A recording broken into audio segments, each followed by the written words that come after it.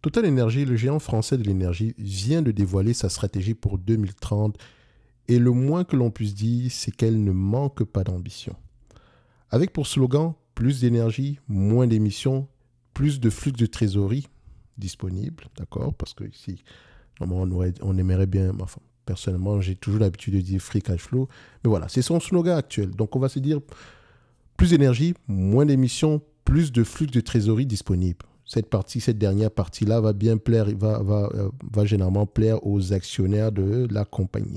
Donc l'entreprise se lance dans un exercice d'équilibriste entre les besoins énergétiques actuels et les impératifs de la transition écologique. Et pour une compagnie qui produit du gaz et du pétrole, on va se dire que c'est assez ambitieux. Alors, le gaz naturel liquéfié occupe une place centrale dans cette nouvelle stratégie.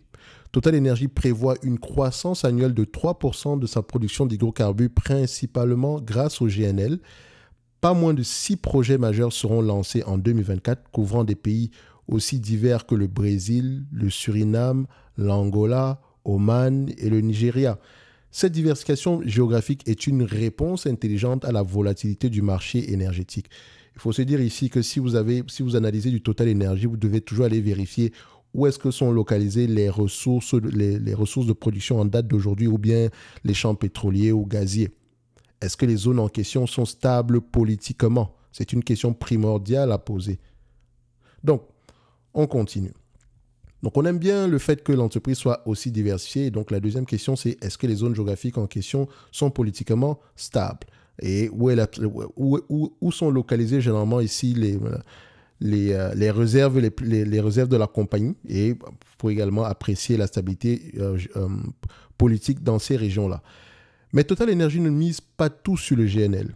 L'entreprise a des objectifs ambitieux en matière d'énergie renouvelable. D'ici 2030, elle vise à dépasser les 100 TWh de production d'électricité, dont 70% proviendront des sources renouvelables comme le solaire et l'éolien. Les 30% restants seront assurés par des ressources flexibles, garantissant ainsi la stabilité de l'approvisionnement. 100 TWh, c'est à peu près, voilà, vous pouvez alimenter à peu près plus de 3 millions de personnes avec, entre 3 et 5 millions de personnes à peu près, dépendamment de la consommation, hein, faites attention. Donc, c'est assez ambitieux. Alors, pour réaliser ces ambitions, Total Energy prévoit d'investir entre 16 et 18 milliards de dollars par an jusqu'en 2030. Et donc, quand on regarde du TTE en date d'aujourd'hui, donc je vais terminer la phrase ici, après on va aller regarder la dépense en capital. Sur ce montant, 5 milliards de dollars seront spécifiquement dédiés aux énergies renouvelables et aux technologies propres. C'est un engagement financier considérable qui témoigne de la détermination de l'entreprise à jouer un rôle majeur dans la transition énergétique. Donc, si on prend ici TTE, on regarde, voilà, et je rappelle que TTE fait partie de la watchlist que vous pouvez retrouver ici en description de la vidéo dans l'ensemble des services de Top Invest. Et n'oubliez pas, pendant que vous serez en description de cette vidéo-là, j'ai laissé ici le lien vers mon compte Instagram. Vous avez remarqué que les commentaires sont bloqués. Donc, si vous avez des questions spécifiques par rapport au stock picking, vous pouvez me les poser directement sur Instagram en message, en DM. Ça ne me dérange pas, d'accord? En message privé. Je me ferai le plaisir d'y répondre ici vocalement. Donc, j'aime bien répondre ici vocalement au lieu d'écrire. Donc, voilà. Vous avez à peu près un canal pour me rejoindre, pour ceux qui sont abonnés sur la chaîne. Alors, nous avons ici une entreprise, quand on regarde le capital expenditure de la compagnie. Aujourd'hui, c'est à peu près du 16 milliards. Et donc, on s'attend à peu près à avoir le même niveau de dépenses pour les années à venir. Il me semble ici que c'est entre 16 et 18 milliards. OK? Donc, pour les années à venir, on va dépenser entre 16 et 18 milliards. Et donc, il faudrait absolument que le prix du pétrole soit également à un niveau assez correct, de telle sorte qu'on puisse générer un flux de trésorerie supérieur, enfin, équivalent au moins à ce qu'on rapporte en date d'aujourd'hui. Enfin, quand il dit équivalent, peut-être même bien moins élevé. Parce que l'entreprise prévoit, enfin, on va y arriver, prévoit dépenser à peu près 40% de ce qu'elle gagne en free cash flow. Elle prévoit retourner cette somme-là aux actionnaires, dépendamment des cycles. Alors, pour cette compagnie, on remarque que la dépense en capital sera à peu près aux alentours de 16 milliards, entre 16 et 18 milliards pour les années à venir. Donc, les cash flows opérationnels devront au moins couvrir cette dépense en capital-là afin au moins d'avoir des free cash flow équivalents à zéro. De telle sorte qu'on ne sera pas obligé ici d'émettre de nouvelles actions, enfin l'entreprise, ou bien de lever de la dette. Et tout ceci dépend de quoi? Du prix des commodités. Parce que Total Energy, c'est un price taker. Tout ce qu'elle peut faire, c'est gérer ses coûts de production. Alors, vu l'instabilité géopolitique actuelle, on peut se dire ici, c'est plutôt une bonne nouvelle pour Total Energy en date d'aujourd'hui pour les mois à venir. On parle bien des mois, on ne parle pas des années. Donc, on parle bien ici entre 2024 et 2030, c'est 6 ans. En 6 ans, il y a beaucoup de choses qui peuvent se passer. Il y a beaucoup de choses qui peuvent se passer en 6 ans. En tout cas, présentement, tout va bien pour Total Energy. Vous avez maintenant, si vous faites à peu près, pour ceux qui ont l'habitude de faire d'extrapoler, de faire à peu près des modèles ici, des modèles comment on appelle ça, de prévision, on va le dire comme ça, pour ceux qui utilisent Excel, je sais qu'il y a des gens parmi vous qui aiment bien faire ça, au moins vous savez que la dépense en capital sera à peu près entre 16 et 18 milliards, mettez 18 milliards, au moins vous ne serez pas surpris. Maintenant, tout va dépendre du prix de la commodité. En tout cas, on continue. Alors, cette stratégie soulève néanmoins des questions. Et ça, c'est un jugement personnel. Comment une entreprise bâtie sur les combustibles fossiles peut-elle mener la charge vers un avenir énergétique renouvelable? Moi, c'est quelque chose qui me perturbe généralement. Parce que j'ai toujours l'impression qu'on fait ici beaucoup c'est du greenwashing selon moi. Ça, c'est toujours l'impression que j'ai en date d'aujourd'hui.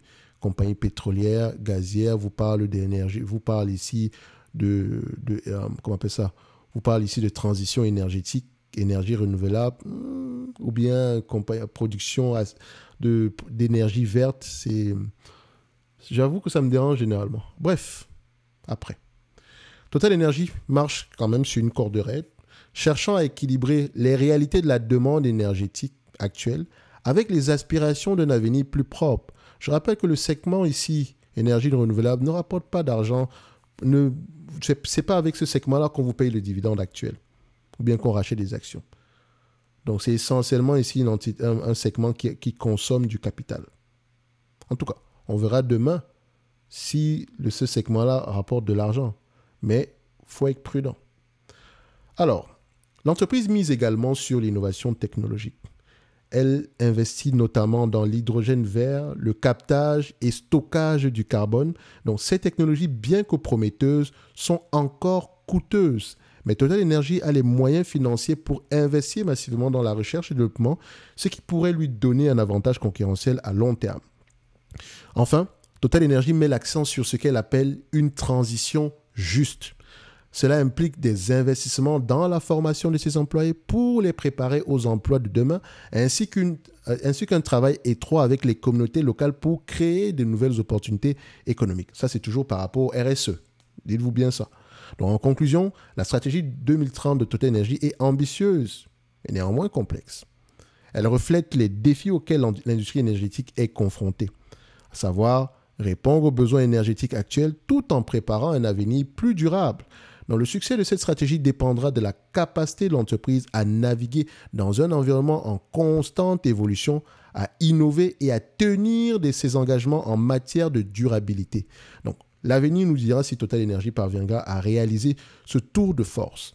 Donc, n'oubliez pas, en description de la vidéo, vous avez l'ensemble des services de Top Invest. Donc, pour ceux qui sont intéressés à faire du stock picking de manière sérieuse, vous pouvez réserver un appel pour ce qu'on essaye de voir ici. Si le programme d'accompagnement pourrait répondre à vos attentes, surtout en matière ici d'apprentissage. Et comme je l'ai mentionné tantôt, vous avez en description de la vidéo également, vous avez sur cette page-là, vous avez la watchlist ainsi que le pack du débutant qui inclut comment lire les rapports financiers, les états financiers ainsi qu'une formation thématique sur les rates.